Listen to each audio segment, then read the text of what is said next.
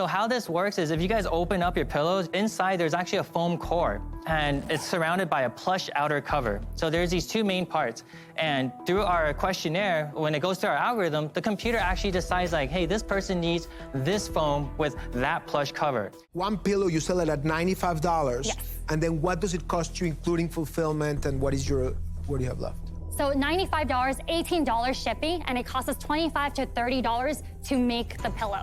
So $43. So you only have about 50% margin. Yes, so with that, it's 50 to 60, just cost of goods sold. So that's not a big ratio. Yeah, it sounds like your Normally gross margin structure is not so good. Is there a reason why? Because no matter how much you grow, if your gross margin out the gate is bad, you're just compounding the problem. So why are your gross margins not healthy and that's enough? why with like, if we could have a bigger size warehouse to order more materials, we can get that down to $20 to $25 instead of $25 to $30. You're talking about a few dollars, like $18 of your cost is shipping. Right. Tell me a little bit about the back-end operations. How big is the team? So before this year, it was actually just us two. We boxed every pillow, we answered all the customer You guys emails. did all the boxing in the warehouse? All the boxing in the warehouse, and then we reached out to press.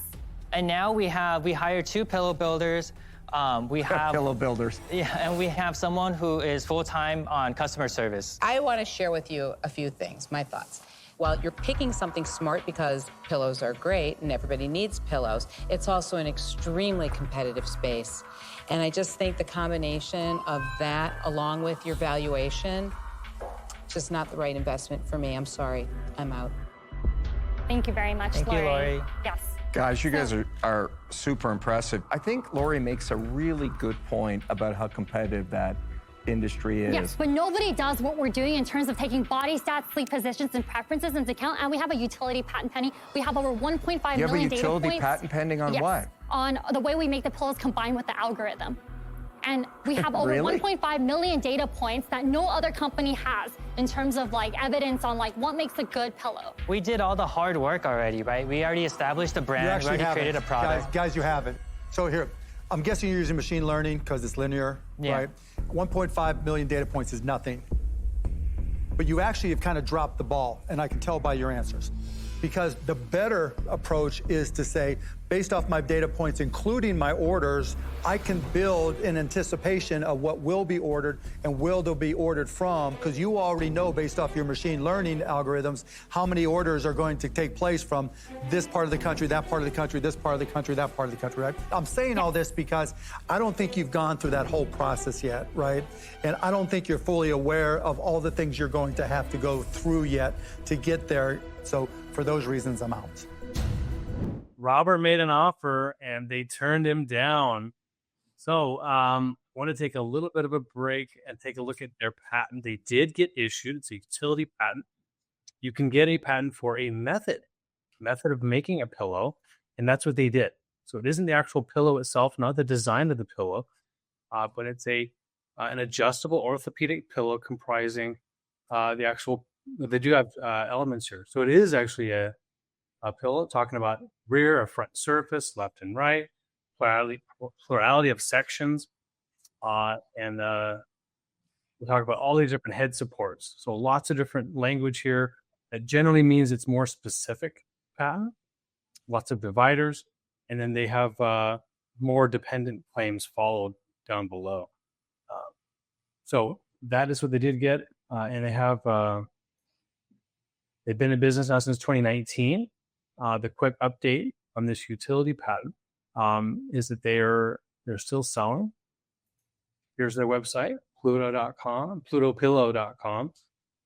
And even though they didn't get Shark Tank investment, they kind of use that marketing, if you will, to catapult their business. They're selling lots of different products now. So they've done quite well for themselves. Very cool. Any sense for why they chose Pluto as the brand? You know, I had to skip around. We have to be careful not to do more than 4 minutes of sampling. But no, I didn't catch that. Yeah. They certainly seem, what's the term?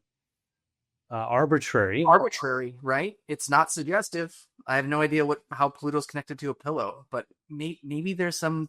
I don't know. Well, I'll look into it while we're chatting through it. But they have 2 trademarks registered at the USPTO. So they're registered. All their applications are and registrations are in the pillow class at the USPTO. So Got it. would like to see, an online retail store. That's a huge part of their success is direct to consumer. So we should protect that. There's money there, so let's protect it. That'd be my recommendation. Just like this for most of these folks that we look at. Yeah, my only critique is, obviously they deserve the applause for getting a utility patent on a pillow, for goodness sakes, in 20. Yeah, that's really creative, by the way. You saw how long that claim was, and so the problem with the utility patent that long is to avoid infringement. All you have to do is not have just one of those elements in your pillow, and you're not infringing. So it's kind of the good and the bad of utility. And actually, as a tip, that's a nod to design patents and how simple. So Facial has two of those undeniable shape, and if anyone even comes, very close to those shapes, they're going to be infringing. It's really hard to tell if you're going to make a pillow that's infringing that. And like I pointed out before, because it's so long, it's very possible to avoid infringement because of that claim having to be so specific. Julio or Facial, any comments as we kind of critique or give some pointers or things you noticed in that pitch? Well, for me, one thing is cushion and another thing is support. When they talk that they use an algorithm to get you to the perfect pillow, I measure over 15 Puerto Rican craniums to get the dimensions of the pillow. So in this sense, this pillow, if you compare this pillow with that one, this is more than a pillow. This has nuances of a pillow and nuances of an orthosis. So it's different. And I don't see something unique there more than another pillow. Right. Yeah, they found a unique way to kind of help people feel like they're customizing the pillow. They are in a way, but it's in your sort of what you're saying is they may not need a pillow. They need an orthopedic device for many cases. Yeah. So it's a different product, different offering, different solution, different category. Julio, any final thoughts? We got to wrap up here. I think that it's better to claim some sort of benefit backed by research than just bluff. Right. It's comfortable, it's nicer, it's softer. It's better to be on the medical device or close to the medical device side than in the retail generic bluff space. So I think Face is right in the direction where she's going. Bring facts and evidence. Yeah, exactly. Bring facts and evidence. You sell with numbers. You sell with stats. You sell with metrics. Yeah, I think that's true. I think that's going to help you build a brand that you can really believe in. Sleep at night and truly get behind and last legacy. Right?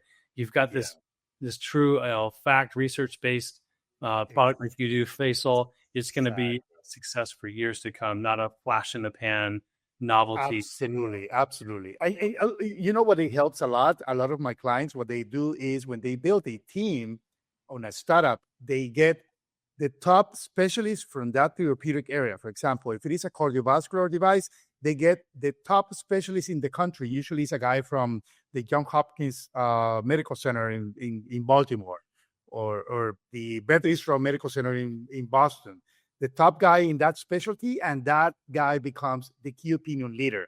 And that guy's profile on the website, that guy is the one who presents. And that gives a lot of credibility to the device or the product, in this case, to the pill. You get the best sleep expert in the country to do a trial. Even if it's 10 patients, you don't need much. Just to claim that it's really therapeutic for his patients or her patients.